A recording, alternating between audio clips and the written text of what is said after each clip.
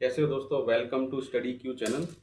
मैं आपका mentor Ravi Sharma and I am taking the chemistry twelfth और सब टॉपिक है केमिकल काइनेटिक्स। जैसे कि आपने देखा होगा कि आपने जब पढ़ा है केमिकल काइनेटिक्स के बारे में, तो ये चैप्टर है तीसरा। तो तीसरे चैप्टर में ये बताया गया है कि केमिकल रिएक्शंस का रेट के बारे में बताया गया है। ठीक है, तो सबसे पहले हम पता करते हैं केमिकल काइनेटिक्स होता क्या है बच्चों। Chemical kinetics is a branch of chemistry which deals with the rate of chemical reaction, यानी कि rate of chemical reaction and at rate of chemical reaction and the factor that affect the rate of chemical reaction like concentration, temperature, pressure and catalyst.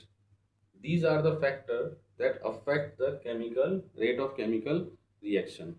तो बच्चों ये तुम्हें पता होगा कि जब भी केमिकल रिएक्शंस होती हैं, जैसे सपोज केमिकल रिएक्शन है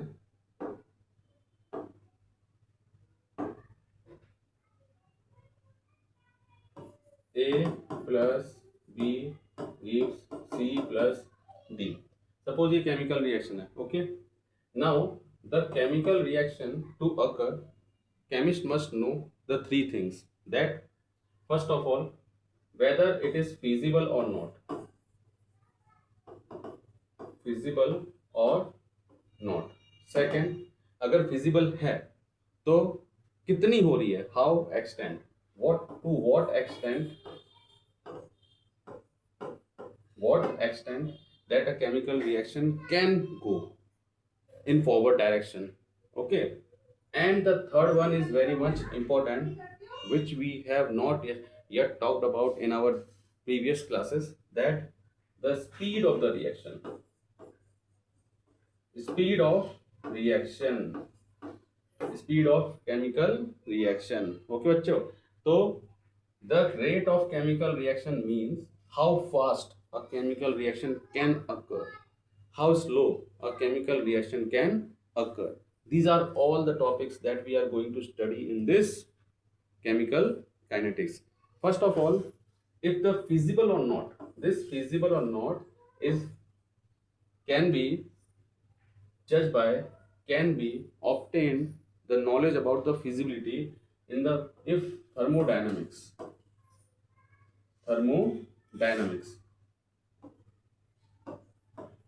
thermodynamics means whether delta G is less than 0. What do you mean by delta G? Delta G is the Gibbs energy.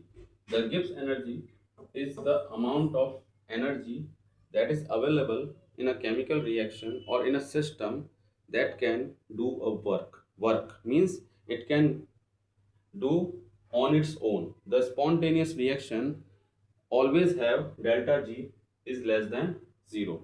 Spontaneous reaction. What do you mean by spontaneous reaction?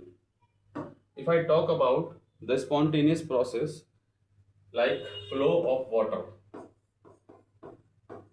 flow of water, flow of water from height, like water from this height to ground, whether there is a requirement of any force that make the water to fall on the ground. No, water falls on its own. But when I take this water to that height, then it become non spontaneous. Okay, in the same way, if the chemical reaction A plus B and gives C plus D, then it must have delta G less than 0. For this process, spontaneous process,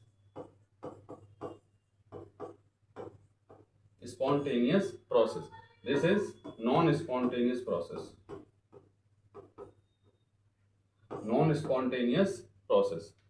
The spontaneous process occur on its own. That's why the chemist must know that whether this chemical reaction occur its own or not. If occurs own, then delta G stands to 0. Well and good. First point is clear that delta G must be less than 0. Second, what extent. The what extent मतलब कितनी हो गई reaction, कितनी होगी, that is given bye equilibrium. वो कैसे रहता है, equilibrium. Equilibrium tells that how long, how much, and how to what extent this chemical reaction goes on to give product, समझ में आया? कि जैसे मान लो कोई रिएक्शन हो रही है, आयनिक रिएक्शन हो रही है, suppose PbNO3 twice plus Ki gives PbI2 plus KNO3. This reaction shows that all the reactant is converted to product. Means इसका डेल्टा G कैसा होगा, delta G should less than 0. इसकी इक्विलिब्रियम बताती है कि it almost completed, but the third one, how fast, कितनी जल्दी हो रहा है, ये नहीं बताता। ये दोनों फैक्टर ना थर्मोडायनेमिक्स बताता है ना इक्विलिब्रियम बताता है तो ये चैप्टर बताता है जिसे बोलते हैं केमिकल काइनेटिक्स। तो बच्चों केमिकल काइनेटिक्स का मतलब समझ में आया? तो वो मतलब ये है कि जो केमिकल रिएक्शंस होती हैं बच्चों वो केमिकल रिएक्शंस हो रही हैं, फिजिबल हैं, तो थर्मोडायनेमिक्स का फैक्टर आ जाता है। अगर कितना हो रही है, कितनी हो रही है, ये इक्विलिब्रियम बताता है। ओके, कितनी हो रही है ये बताता है इक्विलिब्रियम। और स्पीड ऑफ द रिएक्शन की स्पीड क्या है, धीरे है, तेज है या मॉडरेट है, वो बताता है ये चैप्टर जिसका नाम है chemical kinetics.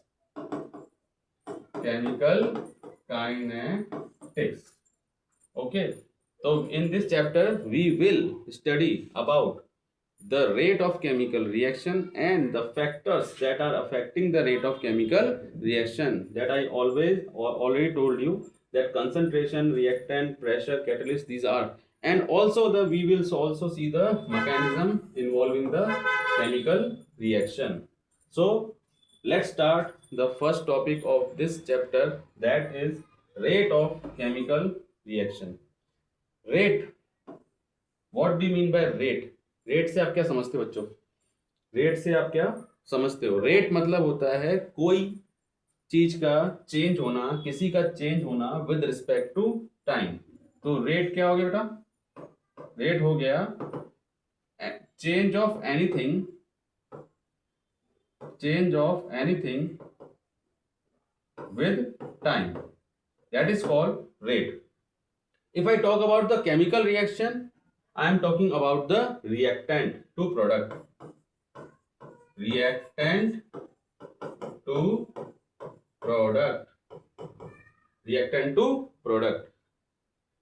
At what rate this reactant decrease? At what rate this product will increase? Okay, समझ में आया? किस रेट पर ये रिएक्टेंट कम होगा और किस रेट पर ये प्रोडक्ट बढ़ेगा। अब ये बात हम करने वाले हैं, समझ में आ गया? क्या करने वाले हैं? किसी भी रिएक्टेंट, जो किसी भी केमिकल रिएक्शन में जो रिएक्टेंट होते हैं वो किस में कन्वर्ट होते हैं? प्रोडक्ट में। बट रिएक्टेंट प्रोडक्ट में कन्वर्ट हो रहे हैं, जिसका मतलब रिएक्टेंट की मात्रा हमेशा कम हो रही है और प्रोडक्ट की मात्रा क्या हो रही है? बढ़ रही है। तो जो चेंज हो रहा है वो क्या हो रहा है? रिएक्टेंट का क्या चेंज हो रहा है? कंसंट्रेशन। क्या चेंज हो रहा है? कंसंट्रेशन। और प्रोडक्ट का भी कंसंट्रेशन इंक्रीज हो रहा है। तो कुछ रिएक्शंस बड़ी फास्ट होती हैं, जैसे आयोनिक रिएक्शन। आयोनिक रिएक्शन में कौन सी रिएक्शन हमने पढ़ी है? जैसे प्रेसिपिटेशन रिएक्शन ले लो, जैसे PbNO3, Ki, PbI2 और KNO3। ठीक है, ये रिएक्शन बहुत फास्ट होती है, आयोनिक रिएक्शन होती है। आपको पता होगा जब Pb और NO3 ब्रेक होते हैं वाटर में तो क्या देते हैं? Pb2+ और NO3-। ओके, तो Ki क्या देगा? Ki देगा K+ और I-। But this is the double displacement reaction. तो Pb2+ तुरंत बहुत तेजी से क्या करेगा? I को पकड़ लेगा, तो क्या बना देगा? PbI2, and this settle down as the solid colour, yellow colour का सॉलिड हो जाएगा, जिसको बोलते हैं PPT। That PPT This reaction is also known as precipitation reaction and double displacement reaction. That's why KNO3 बन जाएगा KNO3. This reaction is very fast. When you mix these two reactant instantaneously, the PbI2 is formed. That this shows that this reaction is very fast. But some reactions are very slow, like rusting of iron. Rusting of iron is very slow process, because in the rusting of iron there it takes time. It takes time, and the situation or condition outside, like moisture, it depends upon the moisture and the oxygen. So that oxygen, moisture and iron will goes into the reaction and form the rust.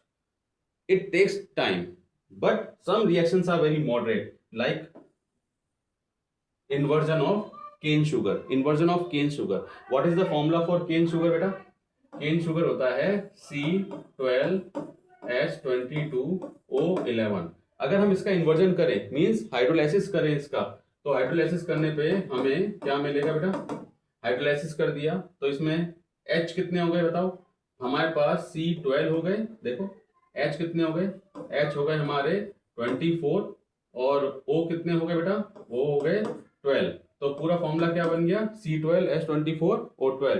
Break it into 2, तो क्या बन जाएगा? C6H12O6 plus C6H12O6. ये बन जाएगा. बन गया.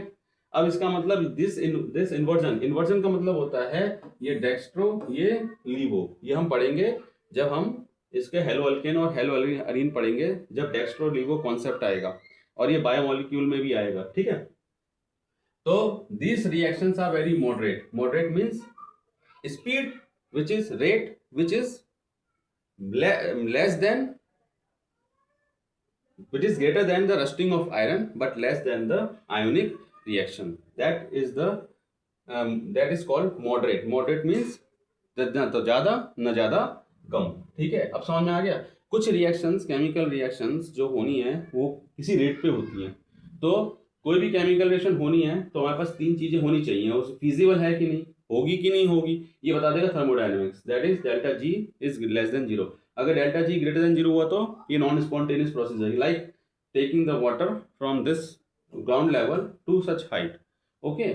Now the what to what extent. Extent means कितनी होगी. That is given by the equilibrium concept. Equilibrium will tells that the reactant converted to product to that extent. इतना हो गया है. जैसे ये वाली रिएक्शन थी, ये रिएक्शन पूरी कंप्लीट हो गई, इसका मतलब टोटल का कन्वर्जन हो गया है. ठीक है. तो इस और and the third one is speed of the reaction. मतलब अब ये रिएक्शन की स्पीड को आपको बताएगा कि किस स्पीड पे ये रिएक्शन हो रही है. कुछ रिएक्शन वेरी फास्ट, कुछ reaction moderate like inversion of cane sugar, और कुछ reaction very slow like rusting of iron. ठीक है बेटा. This is the introduction of rate of chemical reaction. Now we will formulate the how we can calculate the rate of reaction. Okay बेटा. Reaction के rate को हम कैसे बता सकते हैं? अब देखो यहाँ पे ध्यान से. जब कभी हम रिएक्शन के रेट की बात करते हैं तो हम 2 तरीकों से बात कर सकते हैं. एक, अगर मैं लिखता हूं रिएक्टेंट टू प्रोडक्ट, मैं लिखता हूं रिएक्टेंट टू प्रोडक्ट, इसका मतलब रिएक्टेंट का कंसंट्रेशन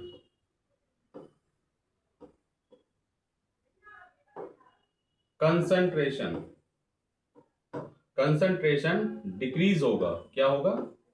डिक्रीज. एंड प्रोडक्ट का कंसंट्रेशन क्या होगा बेटा? इंक्रीज. क्या होगा? इंक्रीज.